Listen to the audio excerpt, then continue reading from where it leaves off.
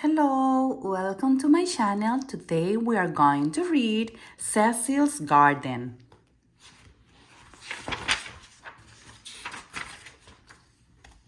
Cecil opened his eyes and jumped out of bed. It was the day he was going to help Jake and Posy plant the vegetable garden. He stuck his nose outside and took a deep breath.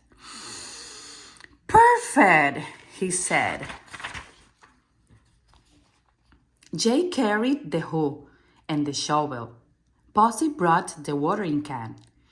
You get the seeds, Cecil, Posy said, and he did. Jake turned over the soil, and Posy dug the rows. Cecil looked at the beautiful picture of the seeds package. We have carrots and peas, beans, lettuce, Brussels sprout, and squash, he said, and his mouth began to water. That's 6 kinds of seeds, said Jake, and the garden is only big enough for 5 rows. Nobody likes Brussels sprout, said Posy. We don't have to plant those. I like Brussels sprout, Jake said. We can leave out the squash. But I love squash, said Cecil. I know, said Posy. Let's plant 2 vegetables in 1 row. How about carrots with peas, said Cecil. That sounds good. Posy shook her head. I think it should be beans and lettuce. They argued until the sun was high in the sky and it was too hot to work. Posy picked up the watering can. Jake took the hoe and the shovel, and they all went back to the house. Cecil was still holding the seeds because they hadn't planted anything. He was very disappointed. When he was feeling better, Cecil decided to take a walk. A bird was singing, and Cecil started to sing too. I think I will go to visit Mouse, he said to himself, and he started down the path. He went around a curve, squeezed through some tangled bushes, and was very surprised to find himself standing in front of a saucepan. Mouse and some of his friends were in it. The pan was full of bath toys, and the mice were making a terrible racket. Cecil covered his ears. Hello, Mouse, he shouted. What are you doing?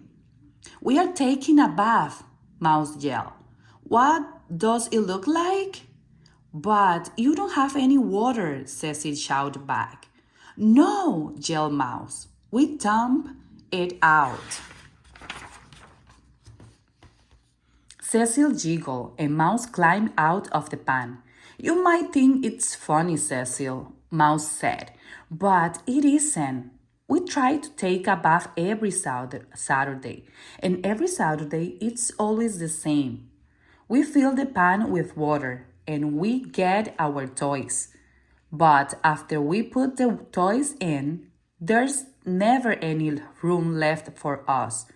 And since we can never agree on which toys to take out, we always have to take out the water, and then we all feed, said one of the other mice. But we don't get very clean. Oh dear, said Cecil, trying to not laugh. Maybe next Saturday will be better. I doubt it, said Mouse, and Cecil helped him get back into the pan. Perhaps this isn't the best time for a visit, said Cecil. I'll come back on a different day, and I will go to the mole's house now. When Cecil got to the mole house, he knocked on the door. There wasn't any answer, so he opened the door and cracked and peeked in. It was dark inside, and the mole family were still in their pajamas. Angus was standing in front of a clock, and he was peering at intently. "Hello, Angus," Cecil said in a loudish whisper. "Why are you still in your pajamas on such a nice morning?" Angus jumped because he hadn't seen Cecil. "It is morning?" Angus asked. "Yes," said Cecil. "Well, not," he corrected himself. "It's really almost lunchtime." "I was sure that it was time to get up," Angus said, "but it's looked dark in here to see the clock." Violet giggled. "Even if we could see the clock, Angus," she said, "you don't know how to tell time." "I don't need to tell time," Angus protested. "I always know in my bones when it's time to get up." "Well, I know in my bones when it's time to get back into bed," she said, and she pulled the blanket up to her nose. "Maybe we should eat breakfast," said Margaret, because she was hungry. "There's no point in eating breakfast if it's time for lunch," Angus said. Cecil was getting a headache. "All this squirrel seems to me to be a foolish waste of time." "Whatever time it is," he said. "It is a waste of time," said Violet from under the covers. "But we are not hurried, so we have plenty." "Well," said Cecil, "I'm running out of time today. Today is the day Posy, Jake, and I are supposed to plant our vegetable garden, and I'm going straight home to do it." Cecil walked as fast as he could. "How beautiful our garden will be," he thought.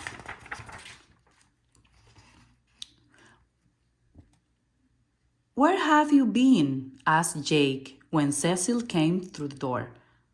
"Visiting the neighbors," Cecil answered, and he went to get the seeds and the toolbox. "Where are you going now?" asked Posy. "To the garden," said Cecil. "You bring the watering can, and Jake, you bring the shovel and the hoe."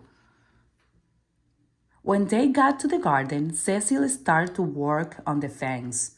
He moved 2 posts and added more wires so that the garden would be bigger.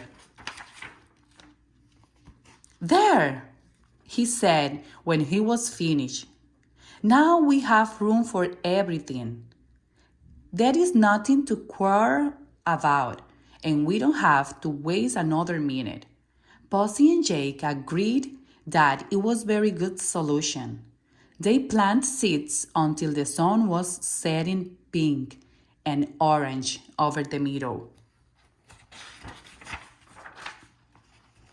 By the middle of summer, the garden was full of beautiful vegetables.